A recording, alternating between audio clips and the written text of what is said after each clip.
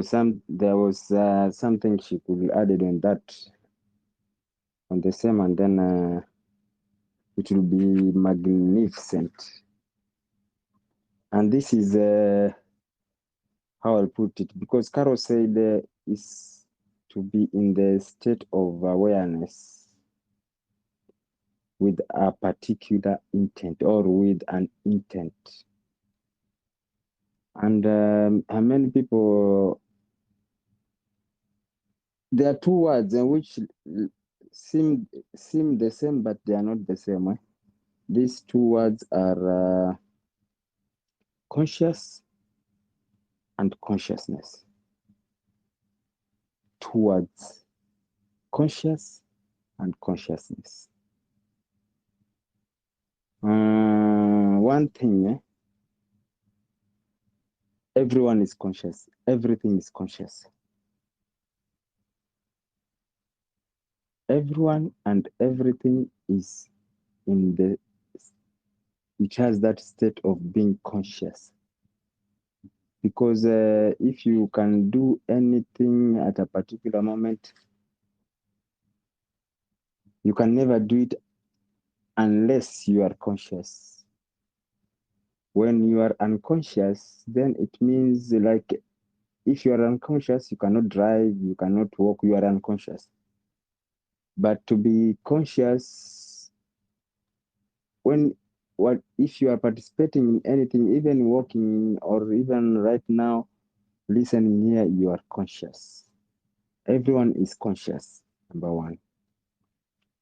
That first word, conscious. Everyone and everything is conscious. Number two, this word, consciousness. Because the word consciousness has got two words, conscious and ness. And we have already seen the meaning, what is to be conscious.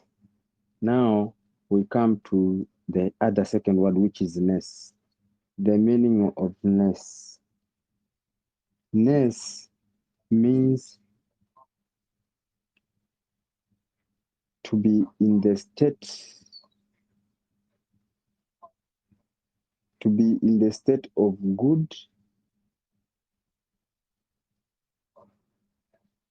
or what is this other word?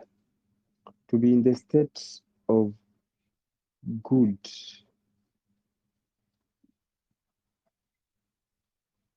or state of loving. That's why I said Carol said that being in awareness with an intent. So ness, the word ness is with love or with goodness, the ness. So consciousness is being aware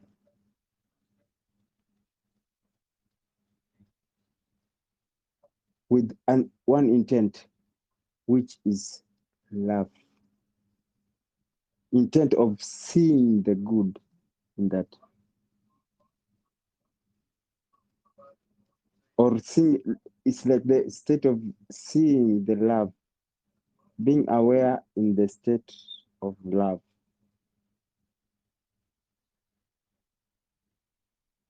Being aware in the state of love. Therefore, love to be the intent. In the same, I'm right now. I'm polishing Carol's definition. Consciousness is awareness with love. That awareness to be projected by love. And this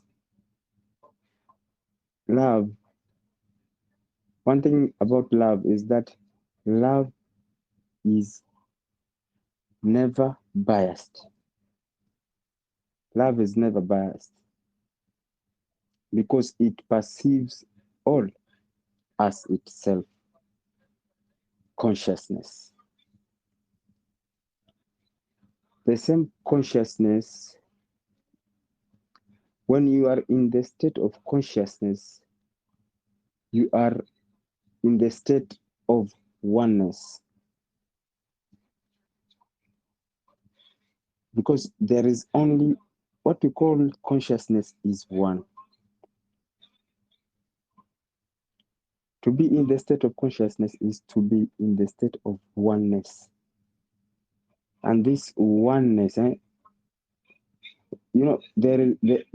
was like the first instance where in the beginning God was alone. In short, in the beginning God was one. And then in that state, he was one, but he was in the full state of completeness. Perfect. But one thing God missed. He was one. He missed oneness. The love.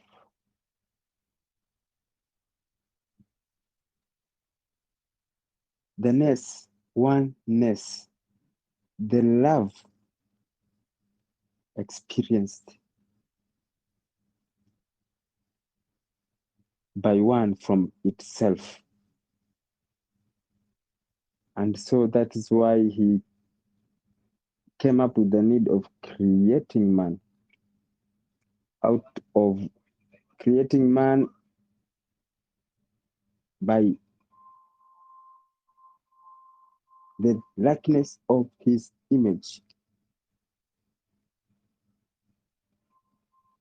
The need of experiencing oneness. That's why he created one apart from him, with his image and likeness, so that God can experience the state of oneness. So, God is one. But that relationship which God wanted with the creation was the state of to experience oneness. Because it is the perfect love of one experiencing himself or itself from himself or itself, meaning that there is supposed to be another. So that why God created man. So consciousness is becoming to oneness with God. That state of communion where God wanted to experience oneness, when you are in awareness with love, that is not biased. Because there are three things which make, I can say this is like there are three trinities. These three trinities are actually what combines the experience of consciousness, the total experience of consciousness. There is something called the seer. The seer is that one which sees. And then there is that one which is looking. That which is doing the looking. And then there is the third one, the one which is being seen.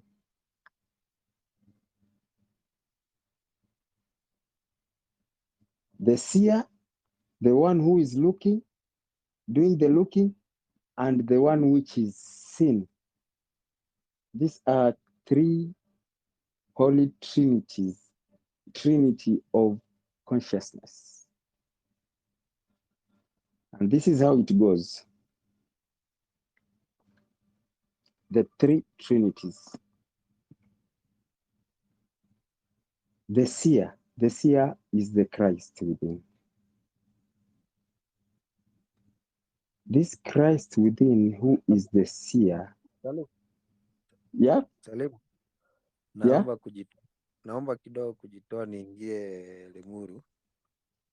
Okay, sawa. Kwa nitaingia nikifika in a few minutes. Okay, sawa.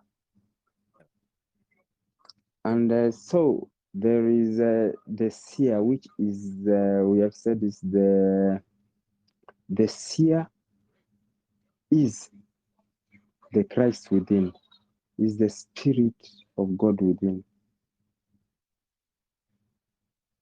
which is not biased.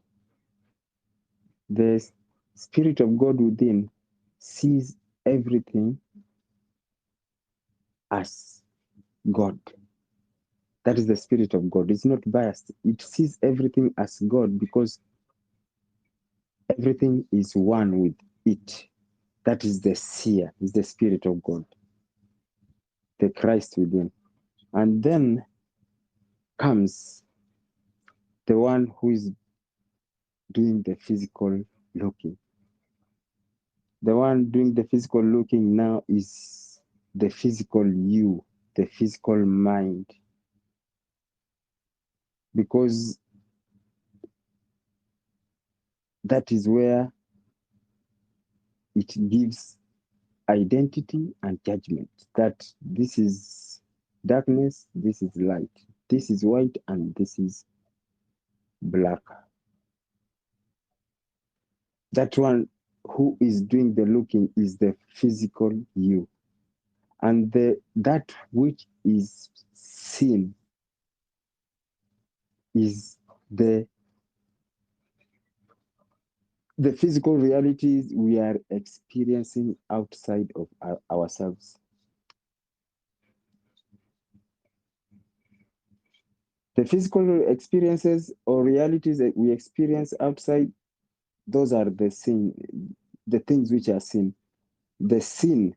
And then the one which is doing the looking is the physical you. But the one which is doing the seeing is the Christ or the Spirit within you.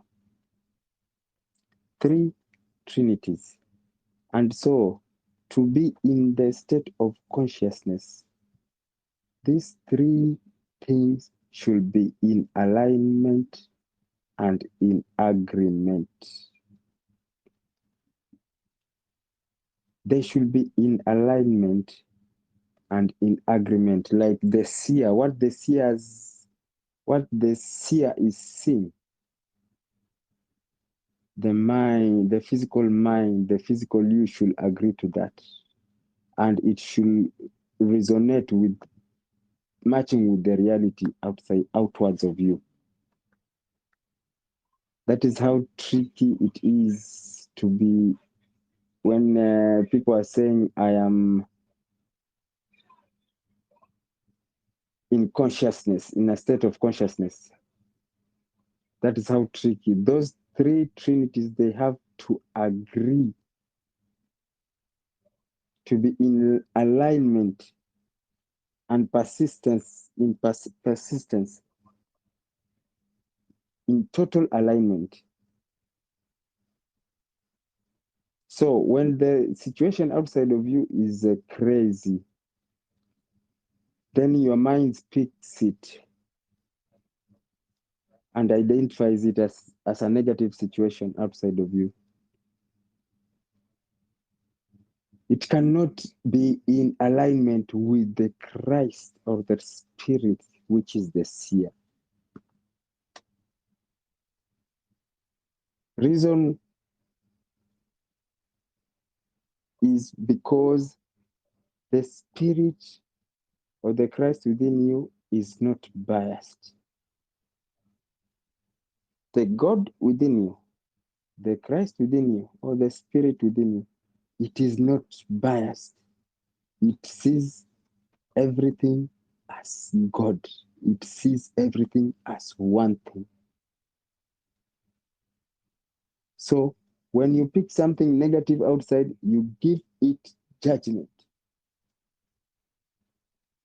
It will only come to the extent of your emotional body. You feel the effects, but it is not in agreement with the Spirit of God within. And as the Spirit of God within, or the Christ, is not biased, in a neutral state, in the state of awareness,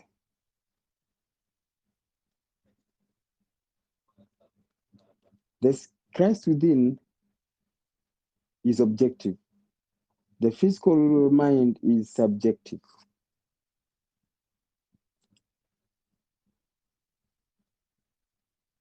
One thing we have to know is that there are facts and truths, and to get to the reality of everything, facts have to submit to the truth. The truth is that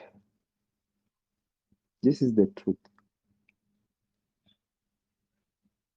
The truth is that the Christ within us, or the Spirit within us, can control the physical mind and give it a command to be in a non-judgmental state. That is the truth. But the fact is, the mind is always doing the judgment. The truth is that the Christ within you can steer that mind to be in a neutral state. But the truth is that the mind is which does the judgment. So we have to come to a position where the facts surrender to the truth, not the truth surrendering to the fact. When the fact surrenders to the truth, this is what we call as miracles. Facts surrendering to the truth, we will call them miracles. When Moses split the Red Sea, it was said to be a miracle.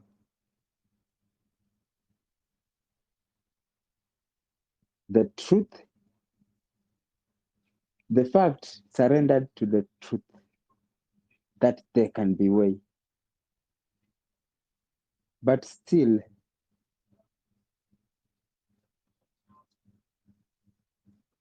the truth is that miracle happened there. But the fact is that what is there is still the Red Sea. Even if you go this moment, it is still the same Red Sea. So,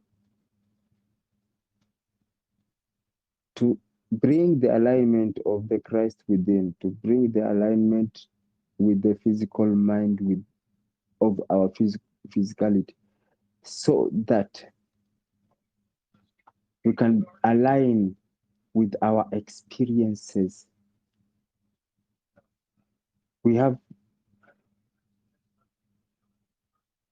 It is up for us now to work upon ourselves. Number one, working upon ourselves, because we have been taught, we have seen here, or we have seen there, or is even written in our books, that all what is happening outward of us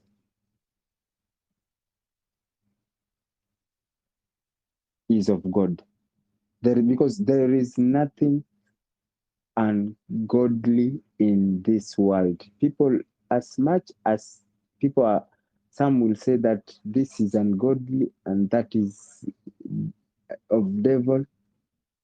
There is nothing which is ungodly to the universe. Because if that is ungodly and that one is devilish, that one is godly and that one is ungodly. When you say this is godly and the other one is ungodly, then it means there are two higher powers. This one is godly, the other one is ungodly, is devilish. You have already given power to two higher powers, which were before everything came forth. What we know is that the source was one. There was one source, which was God. There were no two sources that this is a devil. There was devil and God. And so whatever came from the devil was the ungodly, and whatever came from God was the godly. It was only one source, and everything came from it. And if that one thing which everything came from it is what we call as God, then everything that came from God is godly.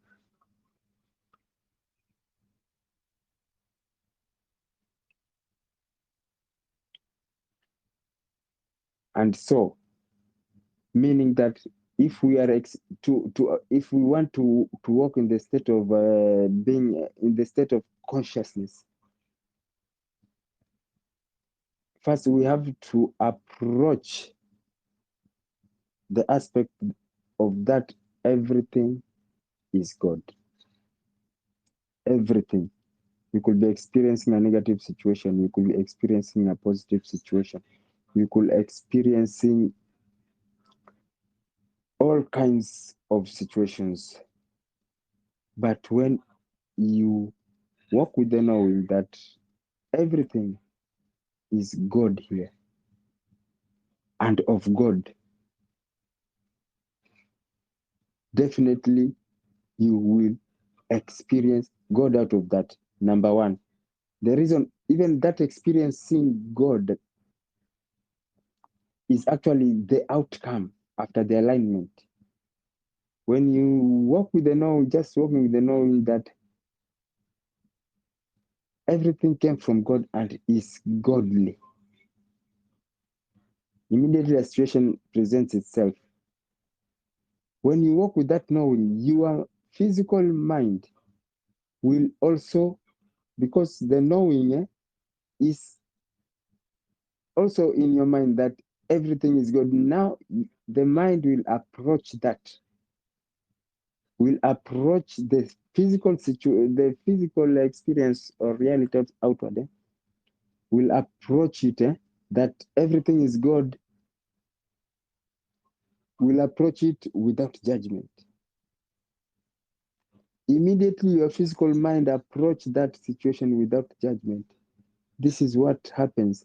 The Christ within connects because it is in alignment from that moment where you started your walk. In your walk, you are walking with the knowing of that everything and every situation is God.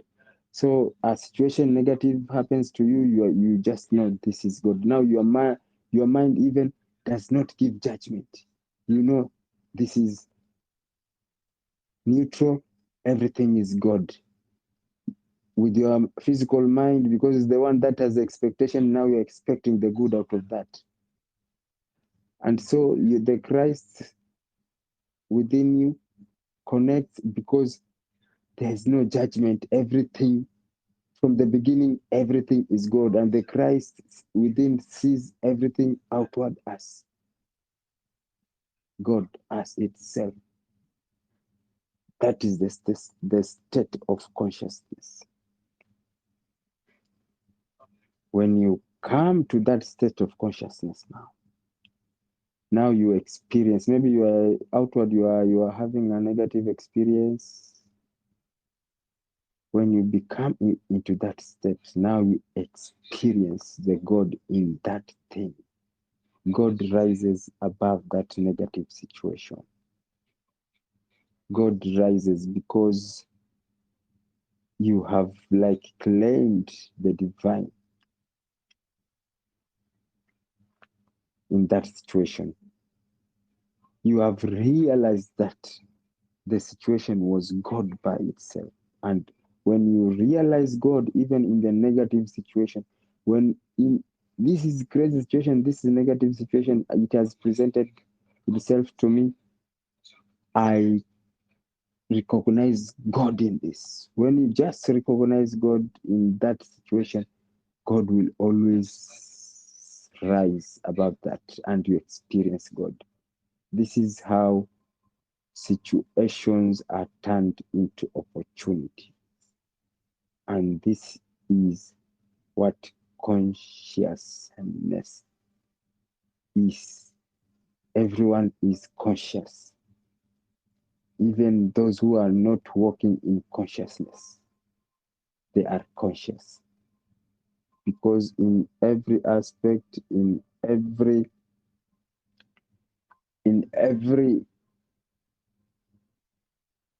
things that we do them when we are conscious. Our daily workings, driving, every activities, we do them consciously. So everything is conscious. But state of consciousness is to align, to bring into alignment that which is of physicality and that which is of material and that which is of earthly, to align that is what we call our reality, our physical realities or experiences. These things of physicality, aligning the same to the Christ within, that is consciousness. And still you are going to breathe and you are going to live, even though you are not participating in the consciousness, but you are conscious. Of course you are going to live, you are going to breathe,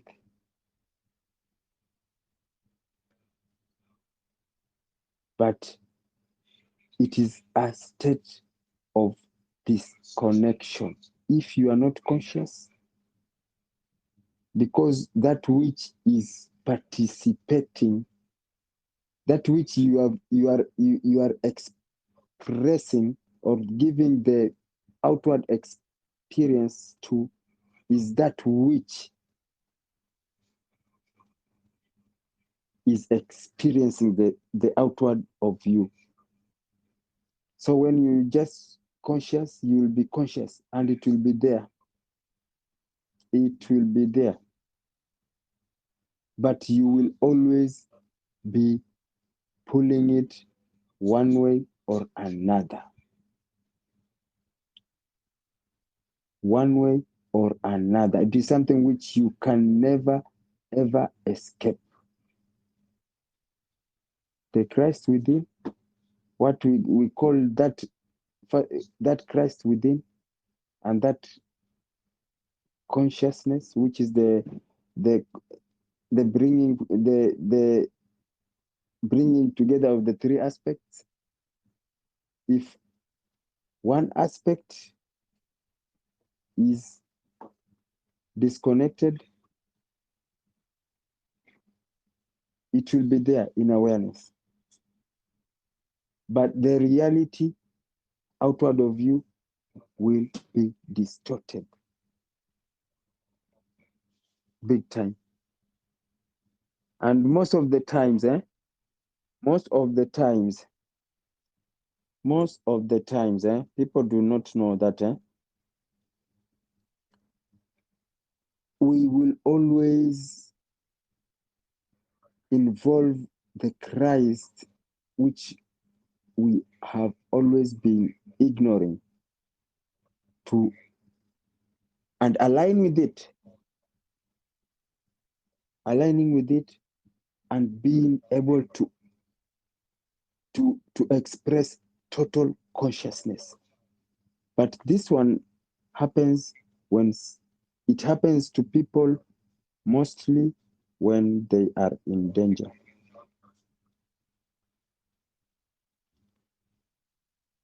When they are in danger, it is when this state of consciousness, everyone picks this state of consciousness, state of alignment with the consciousness. They pick this when there is danger. For example, number one, we have heard of many, we have even seen videos where, or heard of cases where someone is let's say there is a tree which has a big tree which has fallen on a baby, and then out of nowhere someone will go there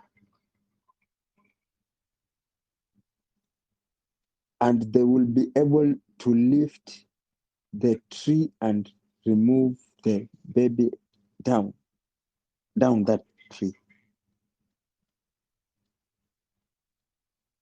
That is always state of consciousness. You are aligned. All the three states are aligned. Pure state of consciousness.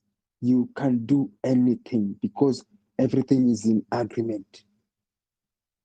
For you, for that situation, the reality outside was that baby has got to be saved there. She is in danger. And then your mind, your physical judgment, your physical mind, which brings judgment, it brings the right judgment there. That this kid is going to die. It has to be taken outside of there. And the Christ within you, out of that compassionate action, an action of love, it jumps in, and out of nowhere, you are able to do miracles and wonders. We have had these cases. Like the other time I was looking into in a video where someone, there was a police van, I don't know, it overturned an accident, and then this van was like lying on top of one police officer, and this man was driving another car when the accident happened 3 minutes ago.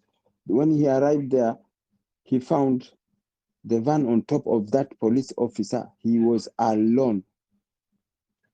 And this guy stopped the car and he went straight to that car, and he just, what he said that like he picked the car like a piece of paper.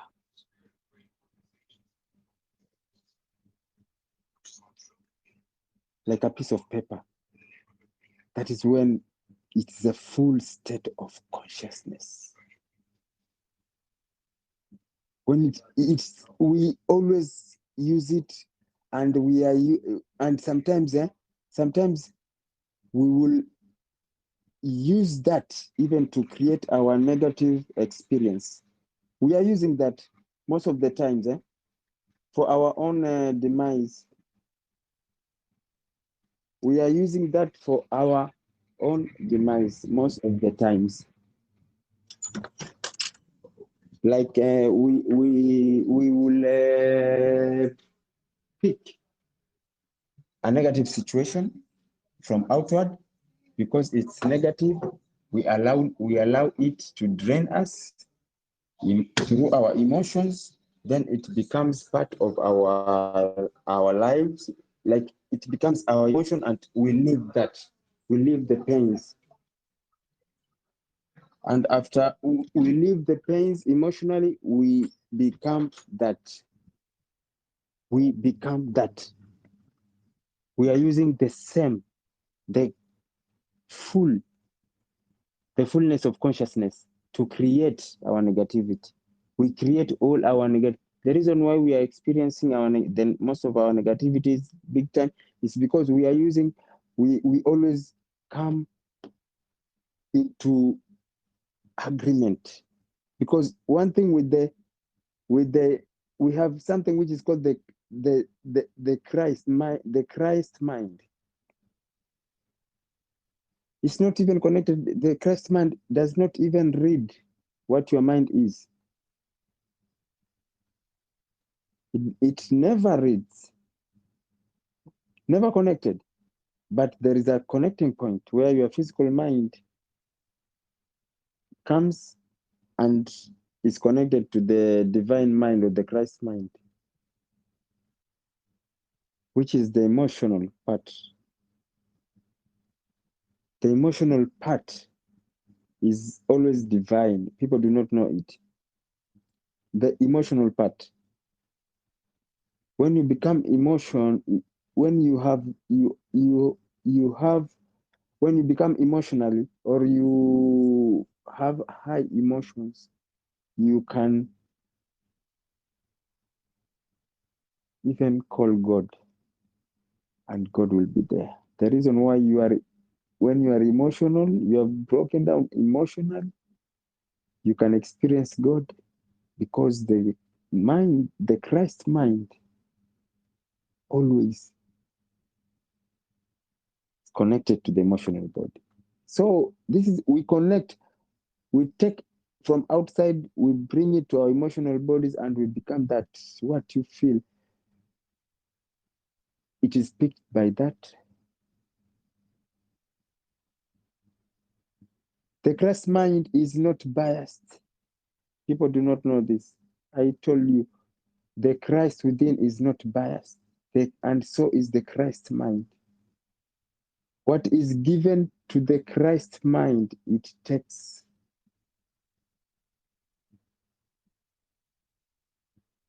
Without judgment. That this, whatever is the emotions which are the message gotten from the emotions is non-judgmental. It never judges.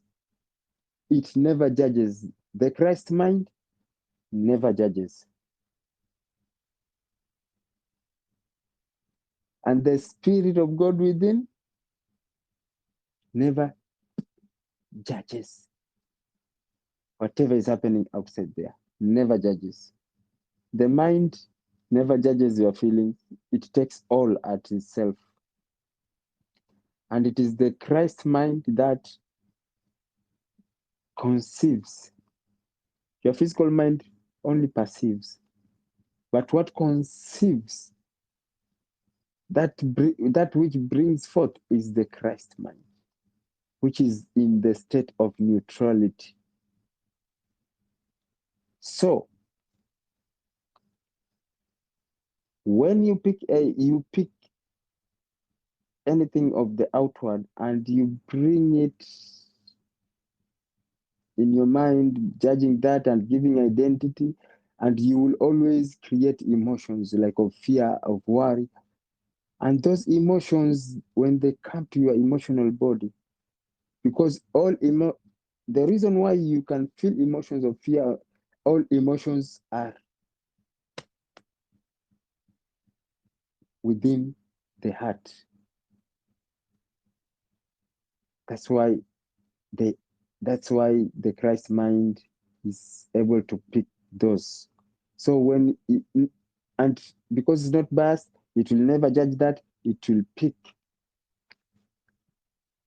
whatever emotions have been presented to it, and it will conceive that. So consciousness The spirit does not judge. So to be in consciousness, you have from outward of you not to judge anything, to approach everything in the state of godliness. As you have to approach, like you approach everything in the state that everything is God, everything, to so that you can align to the Christ within. And also, same, to approach everything without judgment outward, not giving negative identities. It's better you give something a positive identity, or approach it at a neutral state.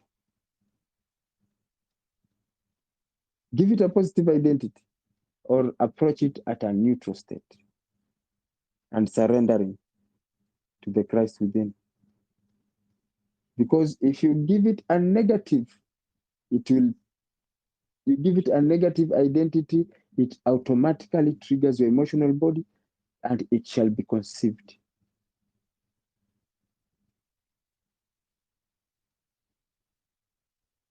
Yes, questions?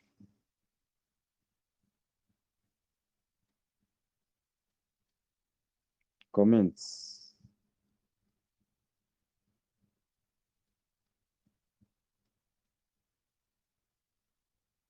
Kikonyo?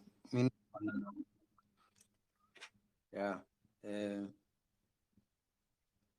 Yeah, non-judgmentalism. Actually, nimekuja kuona kuna a lot of material on YouTube about non-dualism. A point where you don't apply judgment for your own sake, for your own well-being. Yeah, just a comment. Another one. Carol?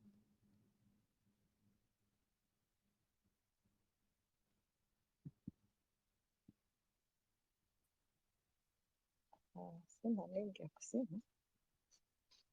Yeah?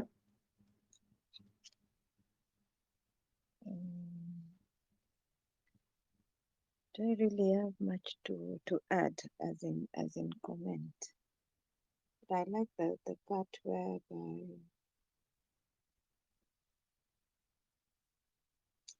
the alignment with Christ in you. And that is a place that many need to come to that awareness, so that it does not remain just good words that we read and say, but the reality of being able to walk as He is.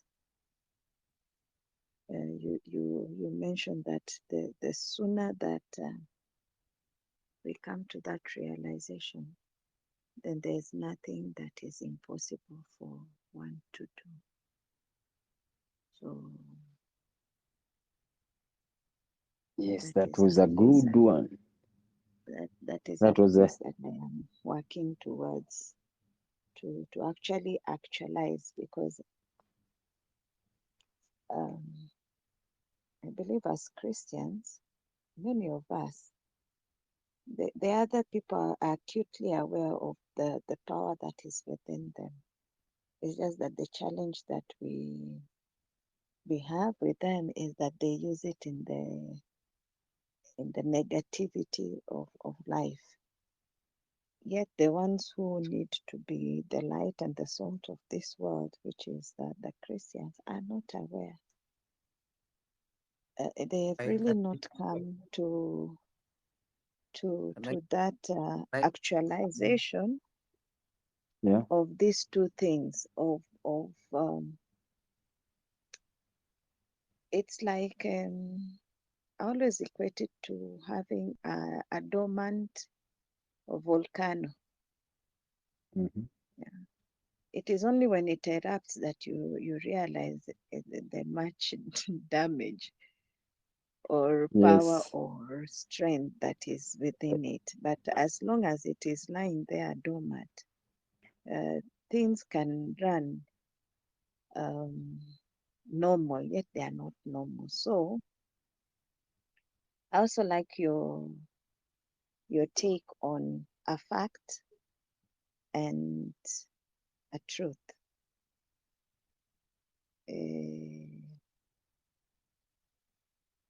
It is a fact that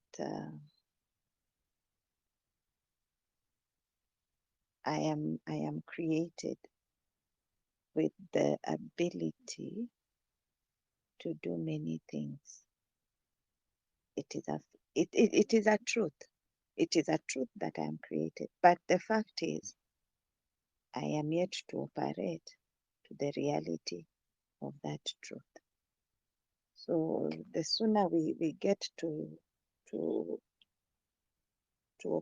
operationalize the truth that is within us, the sooner that many of the things that we see around will be addressed. So that's my comment. Something. Yes, it was. Yes, Gikonyo. Yes, there's something Carol said about Christians not being fully aware of themselves and their capabilities. But Mhm. they're not unaware for lack of having somebody to tell them or to show them a clue, a book to read, a YouTube video. It is just because of the success of the programming that or indoctrination that has been there even before, like even my father was born. That indoctrination is generational. And I think that's where personal responsibility comes in, where somebody decides, okay, sawa, kwetu tulikuwa Christians ama non-Christians, I'm going to do something different. And, we are not trying something different because of the success of the first thing you're trying. You're trying the second time because the first time didn't work, or even the third and the fourth. You have to do something different to get different results. So Christians have a very firm when it comes to changing beliefs, especially the convenient beliefs.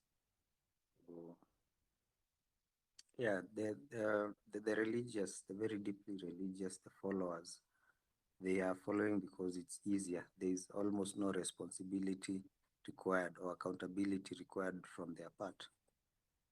So yeah, that's my comment. Yeah, like I was. Yeah, Sister Carol, first you said something about the alignment. Sheila was not here. I can see she's here. Kennedy was here. Well, are already here. Karibuni sana. Let me repeat this thing of alignment so that others can also catch up with it. We were talking about consciousness, and we said that there is a difference between these two words, conscious and consciousness. And the conscious,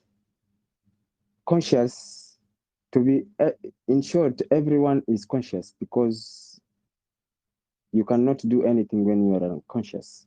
So everyone is experiencing being conscious. But consciousness is two words.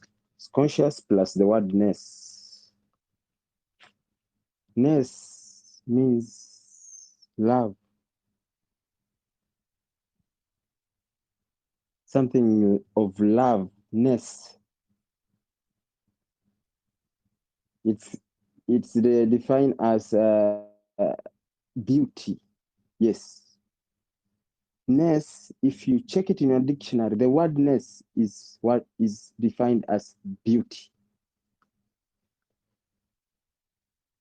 Written like that, as of beauty or beauty.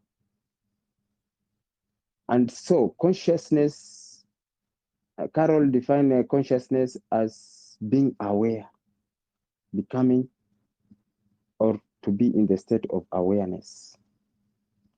And she said with a particular intent. But I polished it and I said with love. But yet again, I say that it is, yes, awareness, to be in awareness.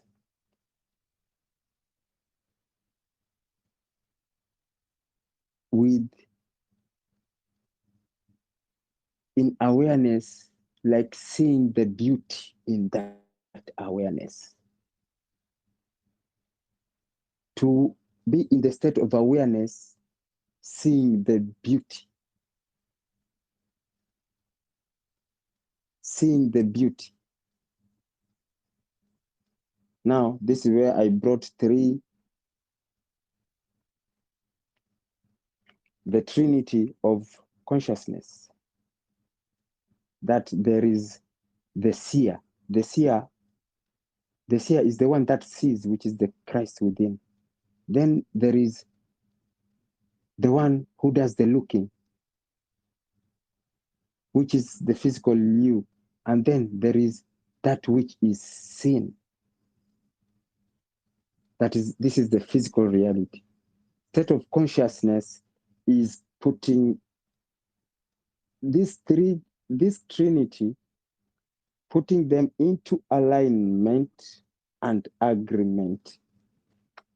Like they are in agreement from the sin to the looking to that which sees. The problem is that the one that sees, which is the Christ within, is not biased. It's neither this or that.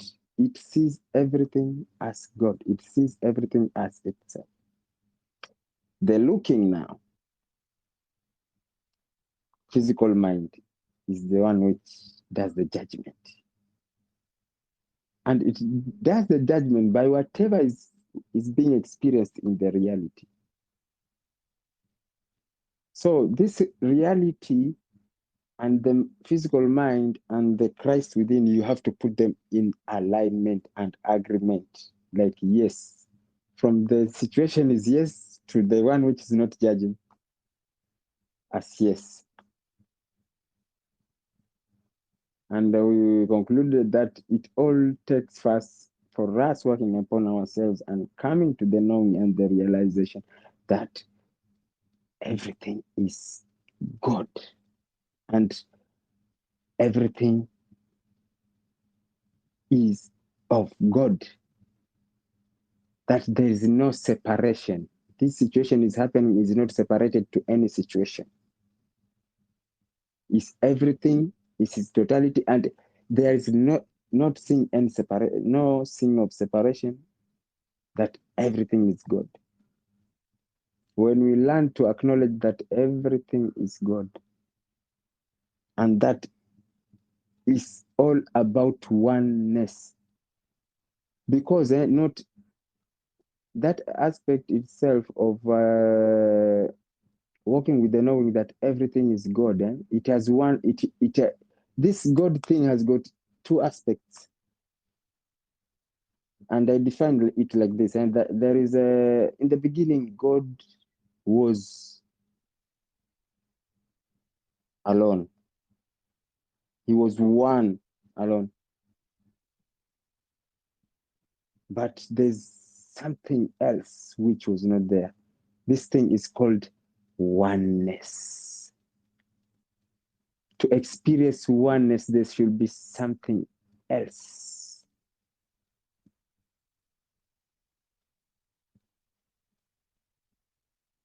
There should be something else. To experience oneness, there should be something else. As you, like you, in your image and in your likeness. As God was one, and he was in the state of completeness, but oneness. He wanted to experience oneness, and to experience oneness, you have to bring something else of your in the likeness of your image.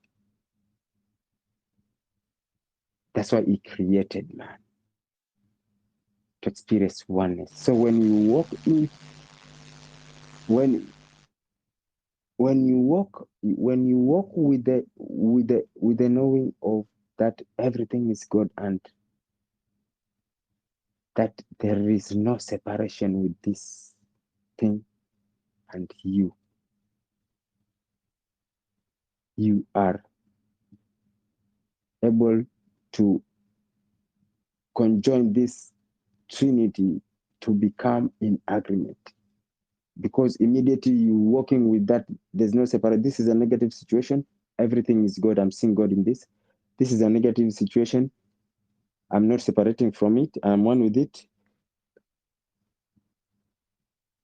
You have approached it at a neutral state. Your mind is not going to give. And that time when you have approached like that, it's already your mind. It's not judging that. In fact, it is expecting the highest good. It has never judged. On the side, it is expecting highest good. And so the Christ, which is the seer, now connects to that, because there's no judgment from the beginning there. They happen. The situation out there is negative, but it has been from the beginning, and it is negative, and there has been no judgment. It has been recognized as it is part of God. Then you become to that pure state of consciousness. So everyone is conscious, and everyone, and it is consciousness that which we seek to experience. And not unless facts surrender to the truths. Because if truths surrender to facts, it is a disaster. I said,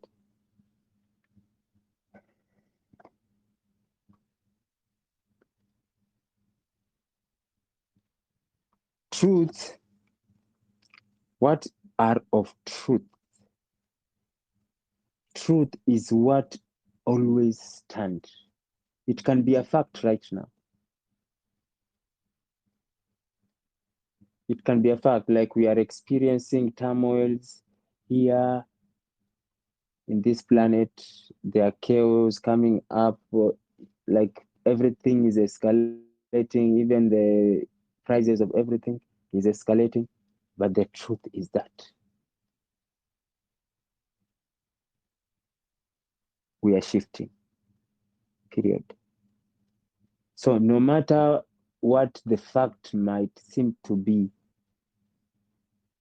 at the end, when we are finished when we are finally shifting, the fact will have to surrender to the truth that it is a shift. Yes, that was what consciousness is. So can we say welcome to our brother Dr. Abba and Kamau Kennedy are here. Sheila is in and out, but she's going to be back here. We just defined Kamau, welcome. Bishops, welcome. Sheila, welcome. We had just finished discussing about consciousness, and I want just to take it further, like to just let people know that consciousness is actually, consciousness is what we perceive by our mind. We perceive it as consciousness. Yes, this is consciousness, state of high consciousness. And another thing is that the same thing emotionally, the same consciousness emotionally is what we perceive as love. That is at the emotional state. And at the physical realities or physical realms, it is what we perceive as beauty. Because anything that you see beauty in it, you will always love it. Anything, whether it's a car, it's a phone, when there is beauty in it, you will automatically love it. So those are the different descriptions of consciousness. And consciousness is this, what we call as consciousness is what oneness is. Because consciousness is the totality of all that is.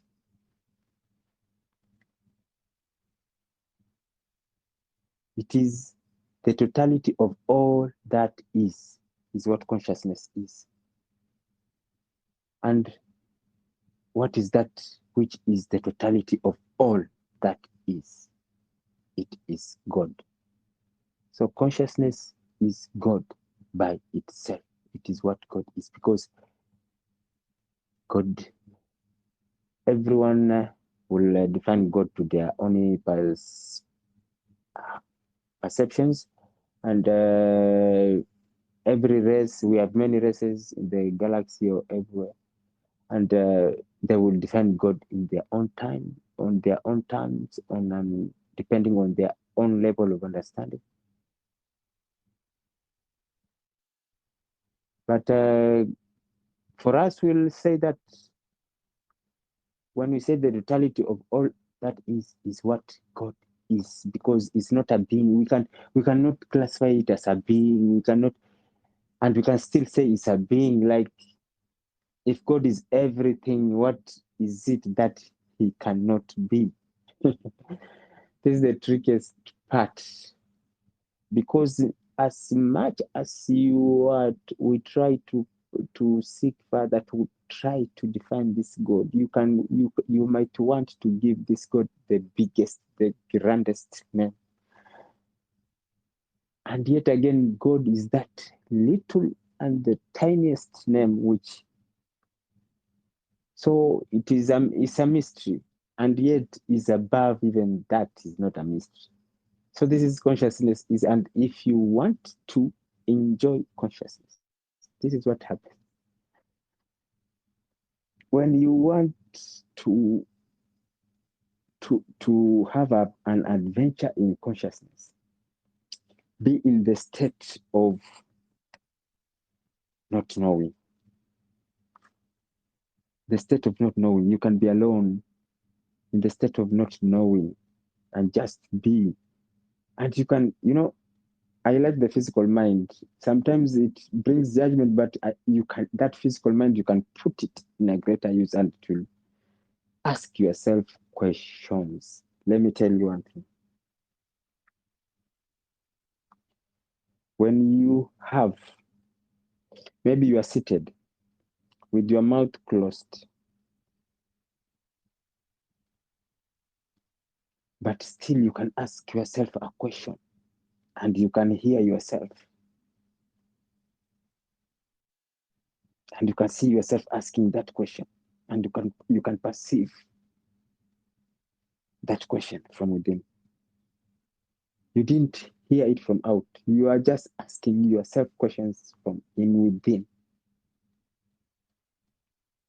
Within you, you're asking yourself questions. And that question within you, which you have asked, has got words, and you can even hear yourself asking yourself this question. Let me ask you one thing. Who is this asking that question? And to whom is he asking this question to?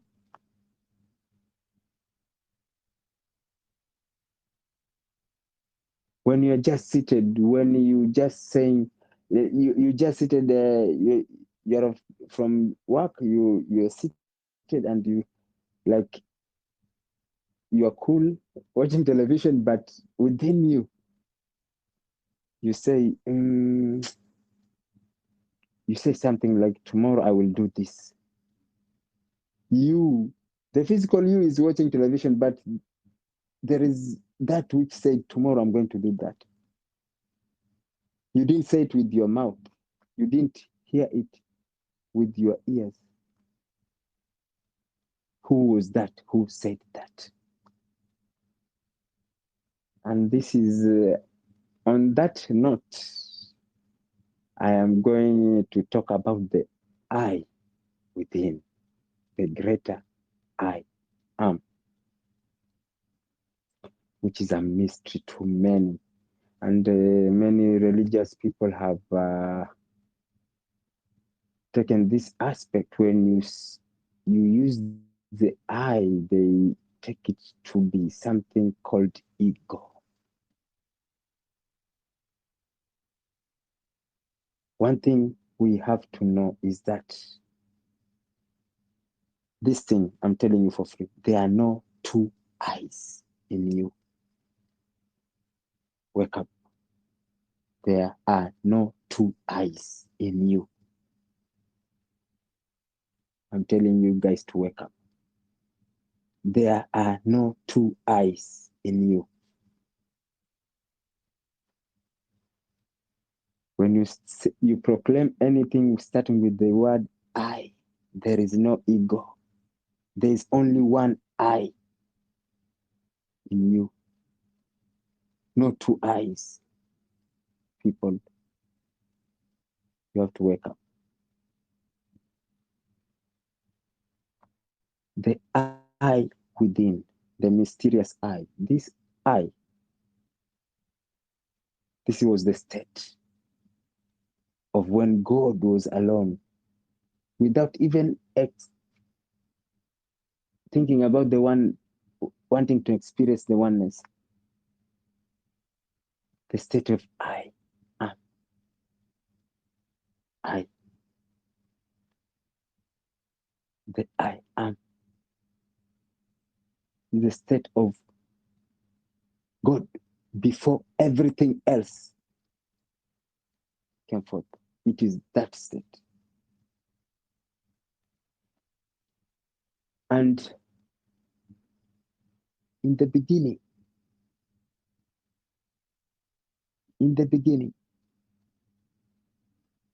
the I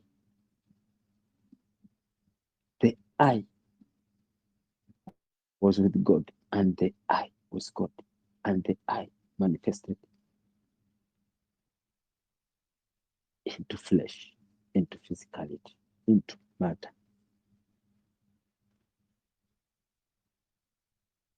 Manifestation into flesh, it is you, the I, which is the Christ, which was the Word.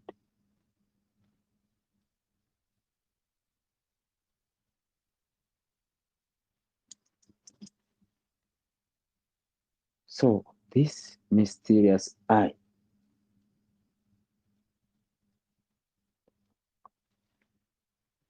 the mysterious I tell you, there is only one I in you. When the Bible says, thou shalt not use thy name of thy Lord, the name of thy Lord in vain. And whosoever does that shall be held guiltless.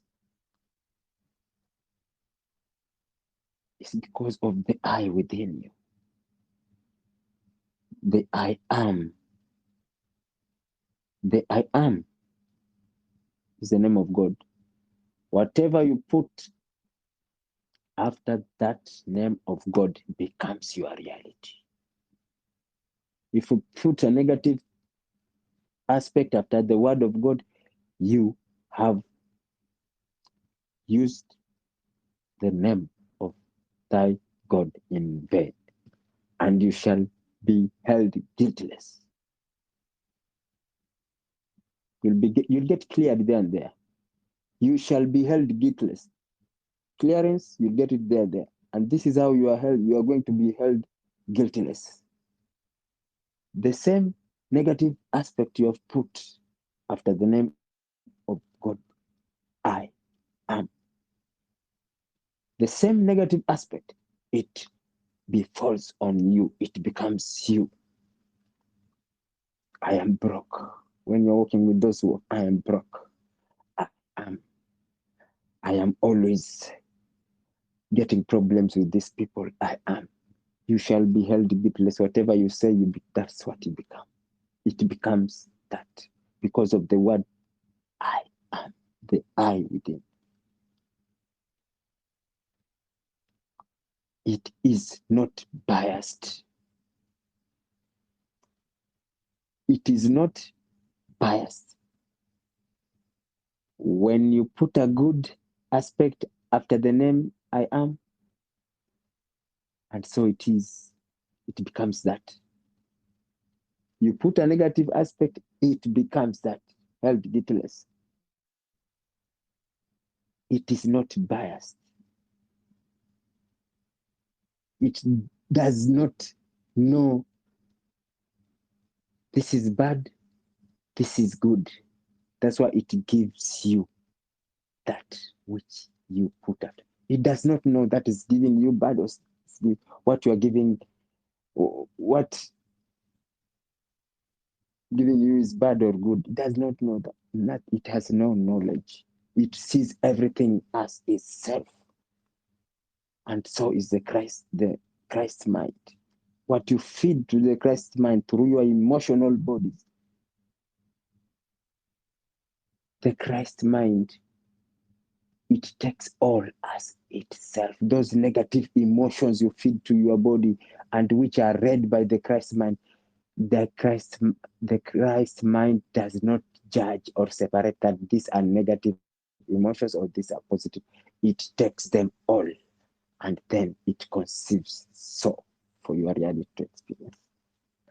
The mysterious I.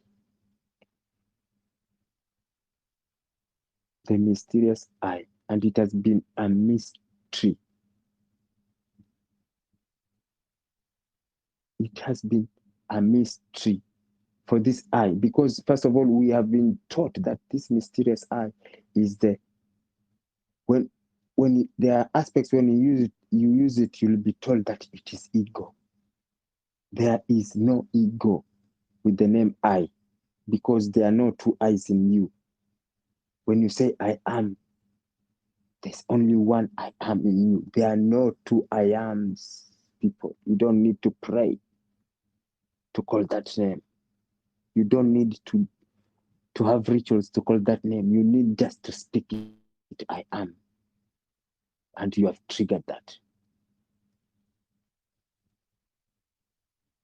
Immediately you say, I am.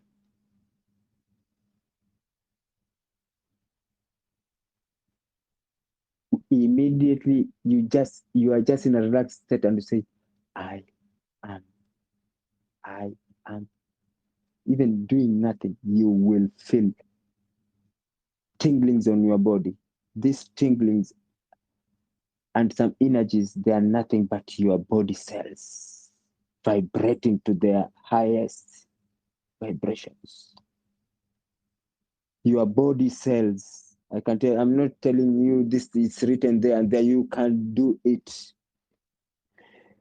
Do it. You will feel the cells, each cell's vibrating in your body. You will feel it. You will feel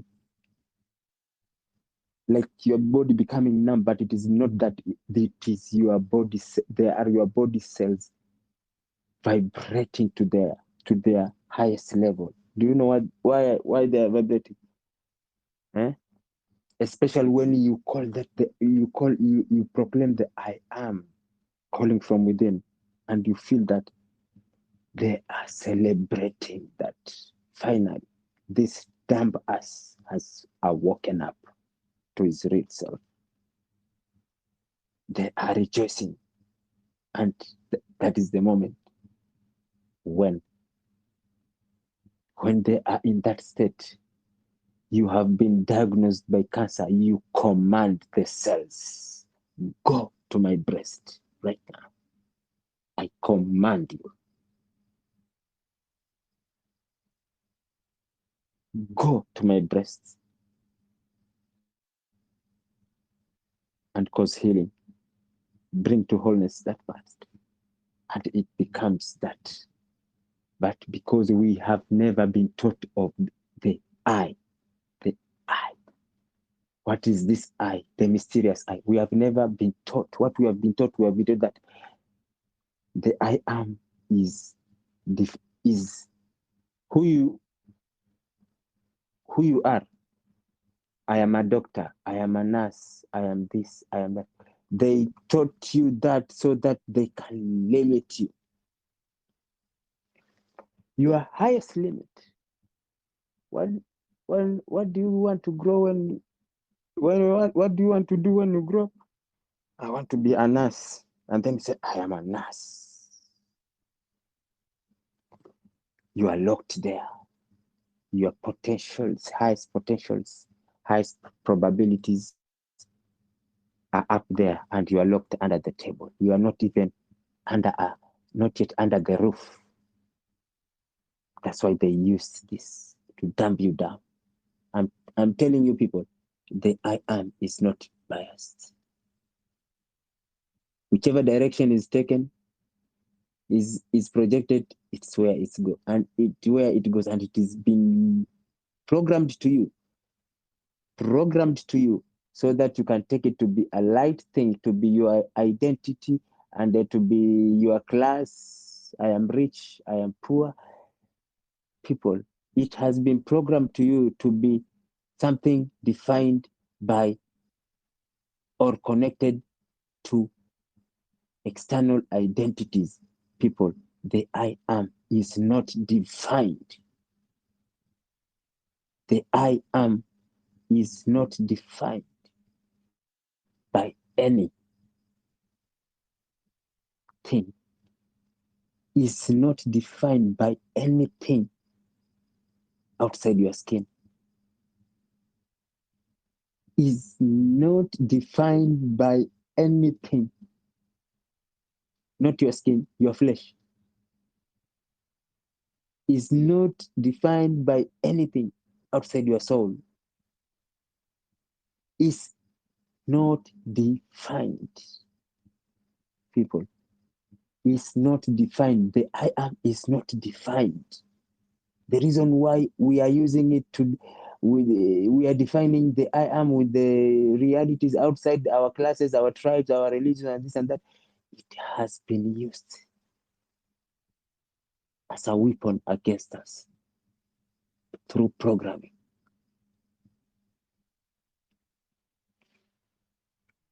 There is only one I am in you.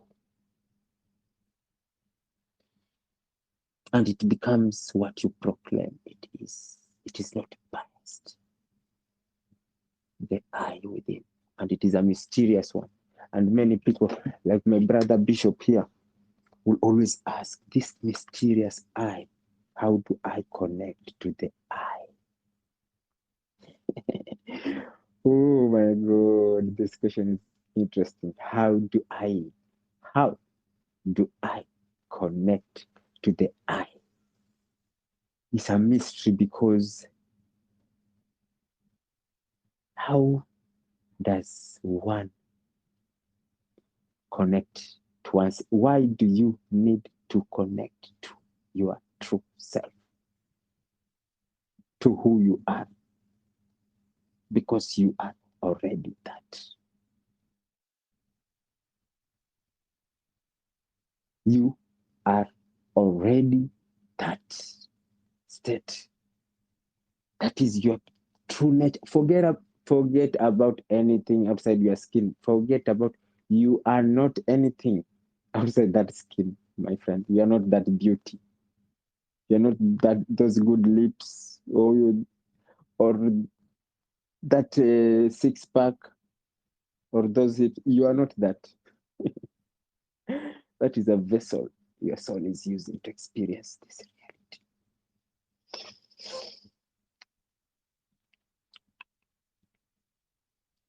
That is the vessel only. You are not that. The I, immediately you say, how do I? You are already with that. you are already with that.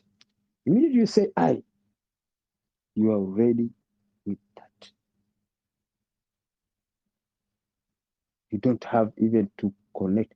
Let's say, we the reason why we are having expectations. This is one thing. I want to give another example. If we want to experience God, let us remove expectations. Because this thing, that moment when God was alone, was one, and he said he wanted to experience oneness. He wanted someone to commune with. He created a need. And this is the only blunder. And I'll tell you, this is the only blunder that the perfect God made, creating a need of wanting oneness with Him. Because immediately you go with expectations, disappointments are always dancing around there. Immediately you project lack, you project need of something, there will always be lack of that. And so when God projected that, wanted communion, like wanted to commune with itself, with an image and likeness of itself, and created the need of creating a man in the likeness and image of himself, so that they can commune. It was a blunder, not a mistake. It was a blunder. Let me tell you, when you are working with an expectations, whatever you expect will always be running away from you. And so God created man. After creating man, what happened immediately? Man started running away from God. And every man started running away from God. Because that God wanted that to commune, wanted that oneness, like He created a need, and now created man started running away. Everywhere you go, you see man. You are walking, man is running, coming towards you. When you ask him what, they open you a book, or they tell you, they preach to you of who God is, the goodness of God. And because they have already preached to you the goodness of God and of who God is, and they have shown you scriptures of where God is, but they are running for you. Okay, good. Now you take whatever they have given you. You don't go to seek for God, you start running because everyone else is running away from God. And then you go again. While you are running, now you have your own knowledge. This is how far it goes. Now you meet someone else. Like now you met someone and he gave you everything. Now you meet someone else. When they stop you and they ask you, why are you running? You teach them about who God is. And teach them what the book says, that God is good and He loves you unconditional and this and that. And then I start running, and the other man, I've handed him the knowledge and he has no choice. But because everyone who is handed the knowledge has to run away from God. This is what has been happening. God created man, and out of His expectations, disappointments come. The only good thing is that He is God. Everything is within Him. Now, man can run, but he can't hide, because if man is running, he is running from himself.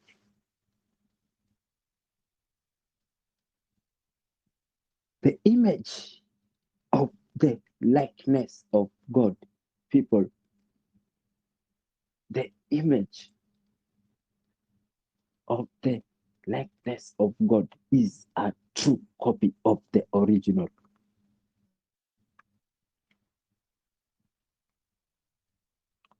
It is the true copy of the original. That is what man is. And although too it was a blunder, but man could not run away, because wherever they went to, they carried God everywhere. They are running from themselves. Like, stand and start running from yourself. Yeah, you are in a stadium and you are asked, run away from yourself. That is what man is doing.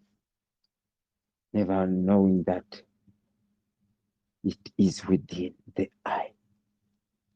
To catch this eye, if you want to catch it, and this eye, we catch it. I said earlier that, like, we always catch this eye sometimes unconsciously.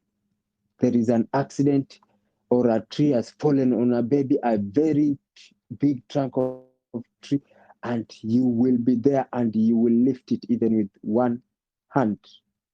Pap, and after that, it's no longer there. It vacated. We do it consciously, and we do it unconsciously. It happens unconsciously. This is how you tap. Like, you do something extraordinary, and then after that you ask yourself, how did I do that?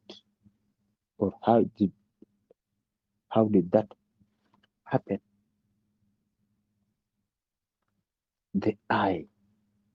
This eye has never been a mystery. We have made it a mystery because the eye, the greater eye within it needs only one thing. It needs the knowing. It needs the knowing. And you can not have the knowing if there is no that constant communication. That constant communication is what communion is. Communication comes from communion. Constant communication with that. Creating that chemistry with that. Every now and then. And I initially shared something very magnificent with people, because I like sharing things which I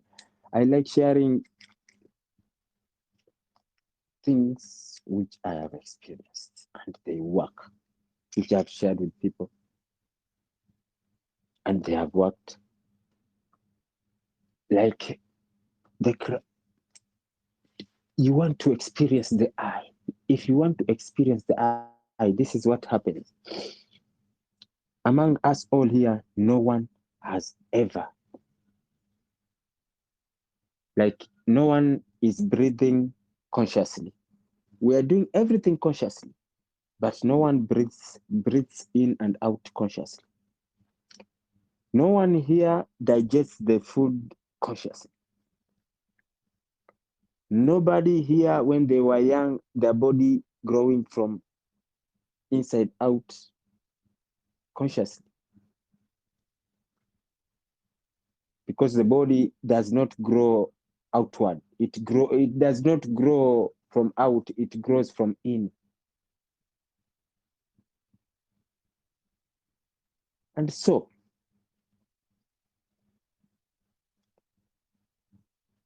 this is, it's raining. Sorry, guys. There's a rain here which interrupted me. It was hitting the roofs like.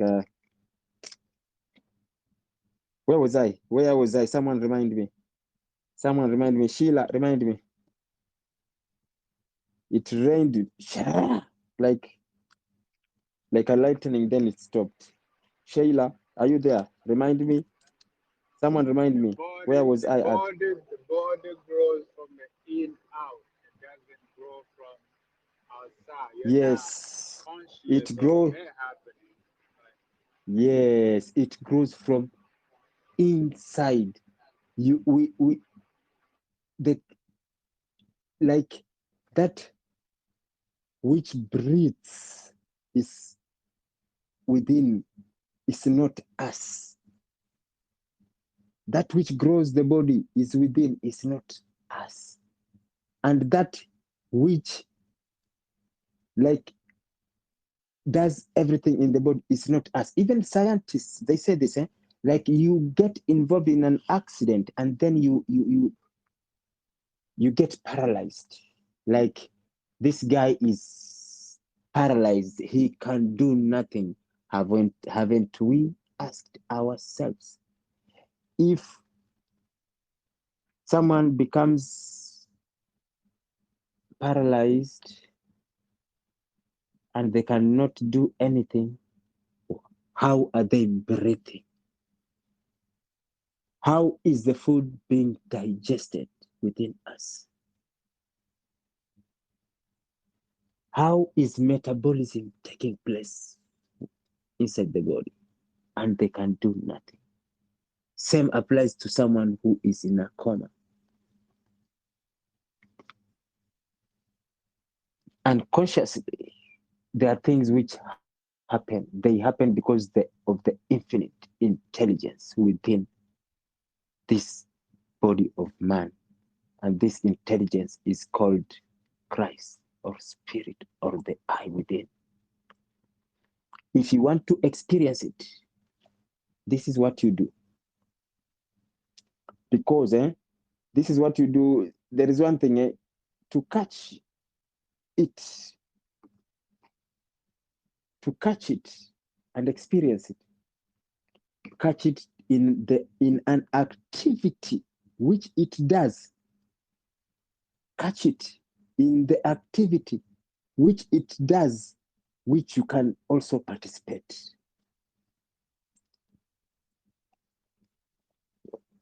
Number one, you cannot digest no matter what. Don't try it at home. So the easiest one which you can catch the spirit, that activity is called the breath, because you never breathe consciously. It is the spirit that breathes. It's never you. Like, oh, now let me sit and start breathing. No, never. It has never been that. What breathes is the Spirit of God. Breath is what maintains life. So this is what you do. Have you, those of you who are fathers here, when you are doing something, if you are radio technicians or someone who is repairing bicycles, then your son of 5 years old comes to you and they are also there now, and they are also taking the other spanner, like they are helping you. Tell me how you feel. This is what you do. This is what happens when you take over the breathing from the Spirit of God within. You're not doing it always, all the time. You never do it consciously. It's the Spirit of God that does it. So this is what you do. Take that task from the Spirit, and Spirit will hand it over to you, and it will be behind the scene, and you'll feel the experience. Because it is still be the one doing the breathing, but it has let you, like it has let you have your kid, and it is trying to open the spanner, and you just take the kid's hand, put it on the spanner, and to make the kid know that it's opening that bolt, you use your strength to open that, and the kid becomes happy. I have opened it.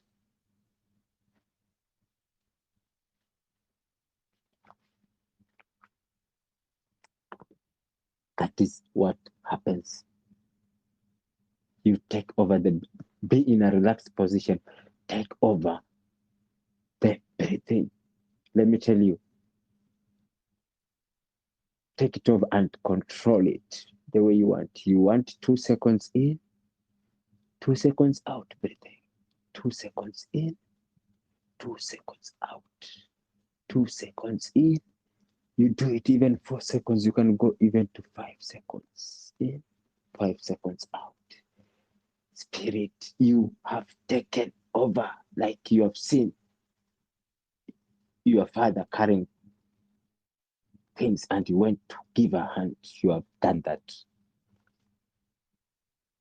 That's why when you have any discomfort and you do that, by the breathing in, you breathe in wholeness and you breathe out sickness. Breathe in wholeness and breathe out sickness, and it becomes that.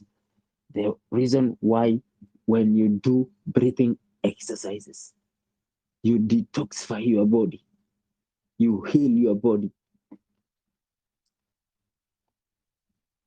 it's because you have presented yourself before the Father and you are ready there, taking a task like, hey, let me do this breathing, relax, Dad. And you do that, all the powers vested upon you. You breathe in sickness. You breathe out, you breathe out sickness, you breathe in healing. And you vision that like you are breathing in light, and what you breathe in is a smoke of cloud, dark cloud. Breathe. If you have pain in your left toe, breathe like you are breathing from that point. Like I'm breathing. You have pain. You breathe in. Feel that the left toe and breathe out the pain. Breathe in that light and breathe out the pain, and you will experience pain going. Pain. That is how you catch that the eye within. And it should be because of anything, just being there, wanting to experience that. Be that. Become conscious of your breath. Take 30 minutes, 1 hour. See what happens. See what happens. Don't read. Don't listen to me. Do that. Conscious breathing. Not 30 minutes, not 20 minutes. Do it 15 minutes. Then see what happens. You will find the mysteries you have been seeking for many, many years. And you will, for the first time, come to the really and full understanding of what the Christ within is. Because in our religions, we even sing songs. I know who I am, but we are taking it lightly. We have never known who we are.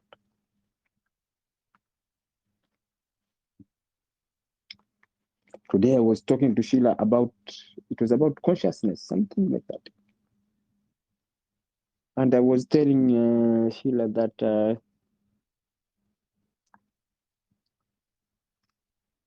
what we see as the universe in our reality, what we perceive as the universe in our reality, what we perceive as the universe in our reality is a system which is within us, deep within us. It's a soft, like it's an operating system. People, what we call as the universe, what we perceive as the universe, this physical universe which we perceive, which we can even take spaceship and go and visit the Arians, the Arcturians, the Pleiadians. This one is an operating system, like a chip operating system, smaller, like more than a chip, embedded within human. The whole universe, the whole screen of the universe you are seeing is an operating system within you. It is an operating system within you. There's nothing new. Let me tell you, people, I'm telling you the truth. If you want to take it, take it. This is not a fact. It is the truth. But for now, it's not a fact. But it is the truth. But the grander truth is that facts at the end will always surrender to truths. You know everything about this universe. You know everything about this universe. There's nothing new to you. Nothing new. Just there is a connection which was given that which, you know, what we have in us, what we call as the Christ, is not the fullness of God. People, no, our physical vessels cannot contain the full presence of God. That one you should know. You have got only you have even a pinpoint is bigger. I don't know, 0.000 point what. But that one by itself, that one, God has got no separation. By itself, that one is God. But the totality of that,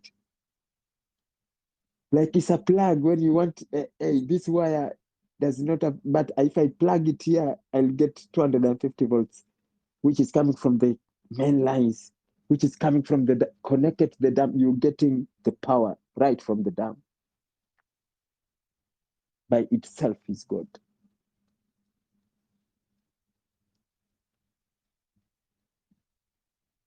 That communication has to be there, the communion. When you commune, when you take time to commune with the Spirit of the Christ within, and then you are not among those who are running away from God and preaching the gospel, while themselves are running from God. You are among those who turn now. I'm communing. No matter how I'm communing. Okay, one step, I'm facing this side, I'm running one step, communing, I take 2 steps here, running this side. But slowly, then all your steps, now you increase this side, 2 steps, here 1 step. Then forget about this, I'm going this other side. That's the communing, becoming one. It does not need procedures. God has got no procedures. God is simplicity. And he is experienced in the simple things. Like when you're told, just breathe. Someone who is been involved in an accident, or someone who has panicked, or someone who is tensed, the reason why they are told, relax, sit down. Okay, breathe in, breathe out. Breathe in, breathe out. Do you know the reason why they get to calm down is because they have taken over the breathing from the Spirit of God, and they have become that. People, it takes a God to identify another God.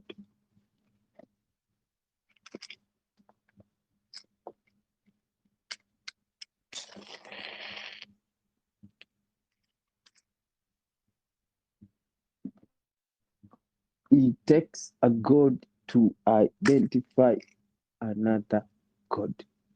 When you're told you are gods, this statement has been taken lightly. It has been taken of all the teachings in the Bible. The teachings of ye are gods mentioned 2 times in the book of Romans, in the book of, I don't know, is it Romans what? And Jesus even repeated it, reminding guys, hey, ye are gods. Is it not written?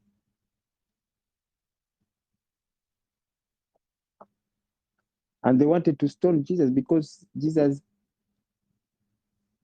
said he was a son of God and he was God. And actually, it is even written in their law. But it has been suppressed, and we're still suppressing it in our church. We will never preach that in our churches.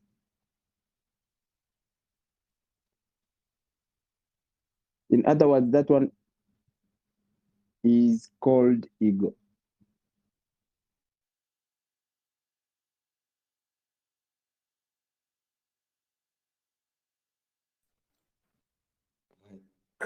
Sim Salim has gone offline.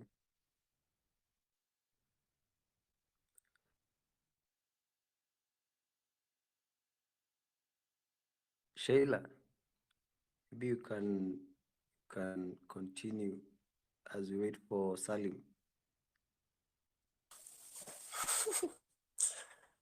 Hi, Konya. You should have continued. You guys have been here from the get go. Mhm.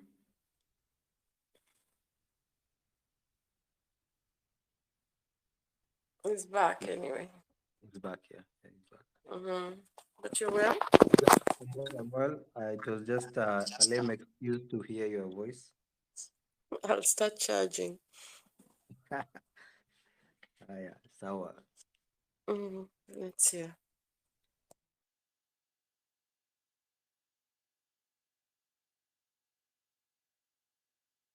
Yes, I am back. I got disconnected. Can we have some questions and comments so that I can pick from there and expound on some other? I know out of questions, I'm going to get to expound to some other. May I have something? Eh? There is this Yes, channel on YouTube that I watch often. It was Sat Yoga Institute, and yeah, this guy says that the reason why people are not taking up their godhood is because when people start realizing the level of responsibility and accountability required into stepping into your God self, they fear doing the work. Like being as in being one with your word, uh, doing away with all the cognitive dissonance, the lies that we tell ourselves, the labels that we attach to ourselves. Yeah, because every time you put yourself in a box of being of who you are, you lock out the rest of the infinite part of the being that you are part of. So taking up responsibility and courage to step into your God self, no matter what, is a leap of faith, because people, I think we fear our capabilities, we fear our infiniteness.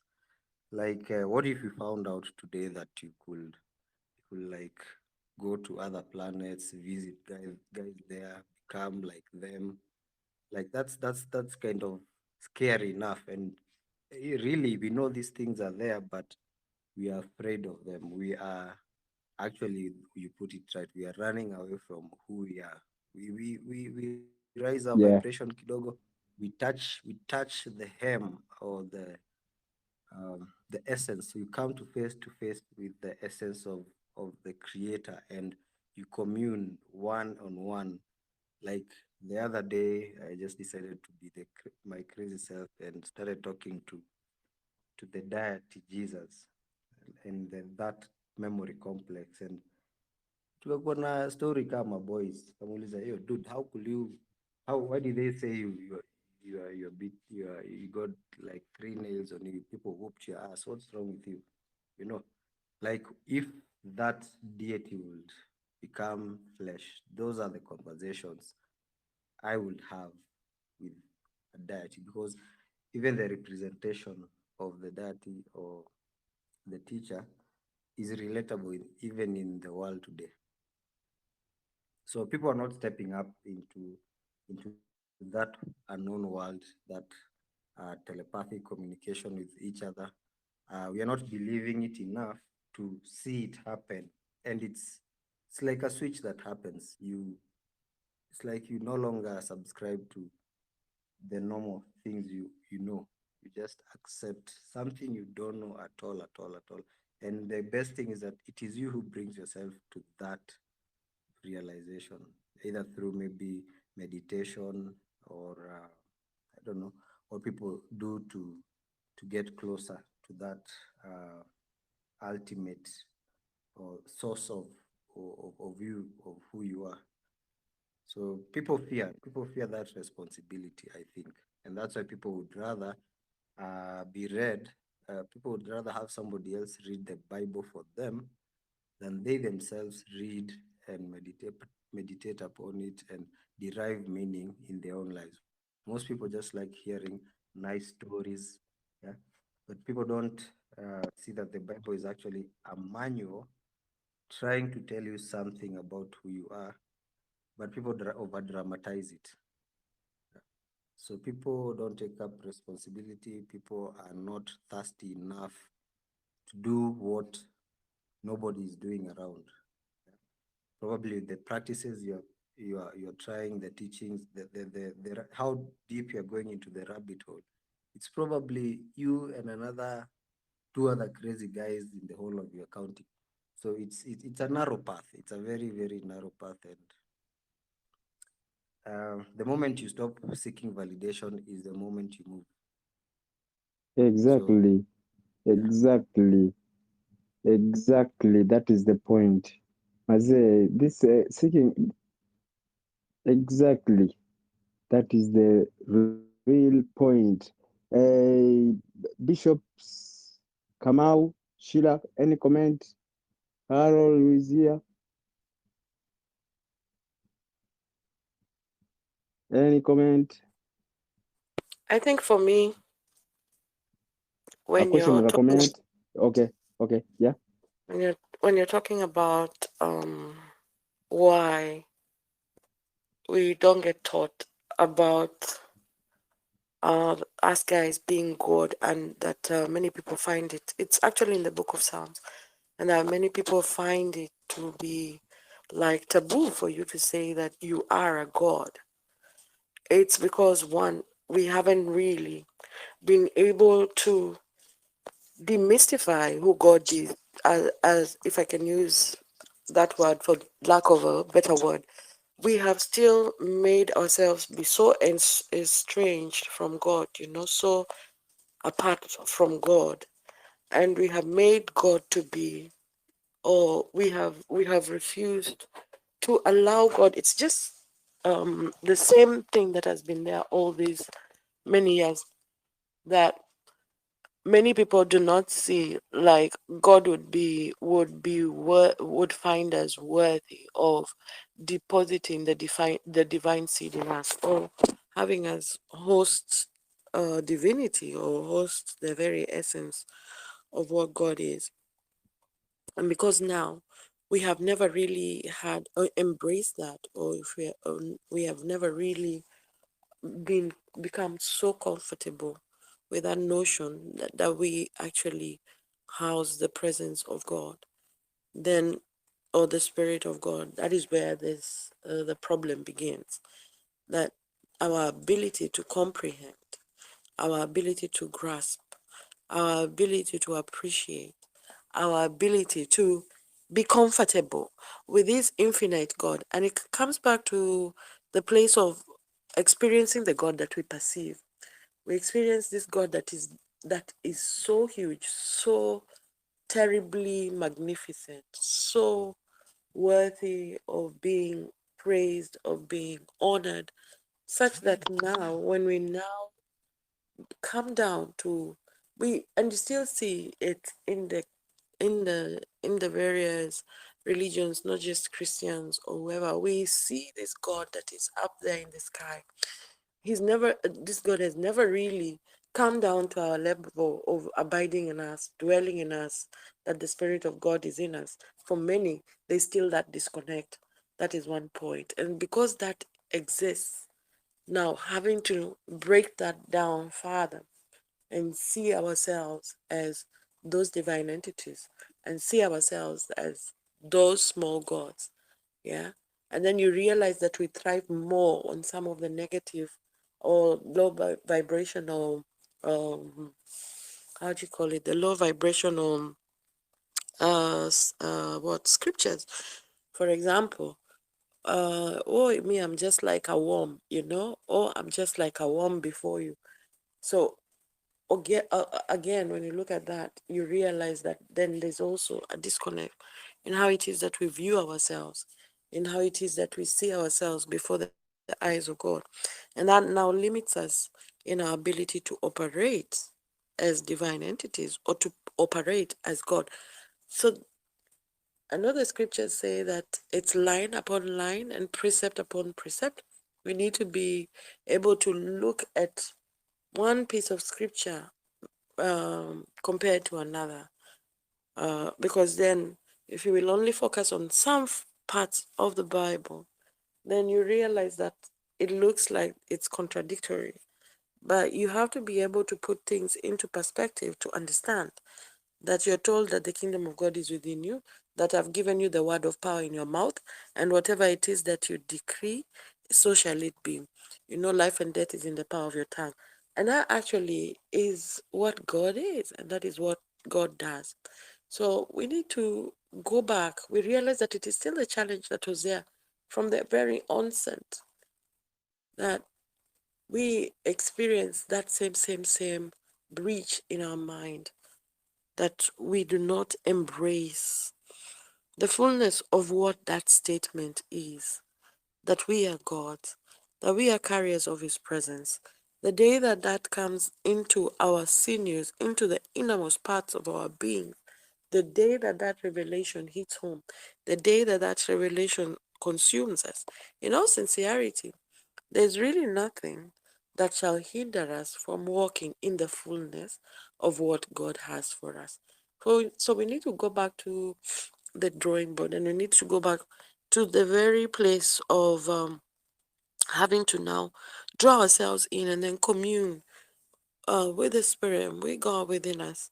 And then now just ask by the grace that is there to allow God to reveal that aspect of us, to reveal, just to give us a deeper understanding.